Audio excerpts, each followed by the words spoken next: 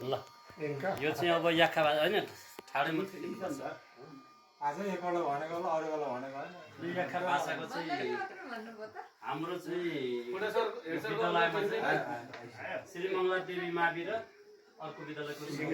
सिंहदेवी प्राविमा चाहिँ याखा भाषाको एक कक्षाको किताबहरू पढाइ हुँदैछ यस वर्षबाट र यहाँ हाम्रो श्रीमङ्गला देवी माविको प्र पूर्ण कोलाम र सिंहदेवी माविको प्र सिंहदेवी प्राविको प्र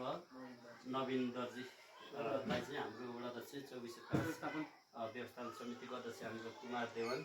हुनुहुन्छ र हाम्रो शुक्र याखा देवन कङ्ग्रेसजी लगायतको हाम्रो किराँत याखा सुम्माको अध्यक्ष मानबहादुर याखा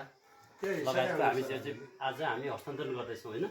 पढाइ हुँदैछ भने त 24/5 दुईवटा स्कुल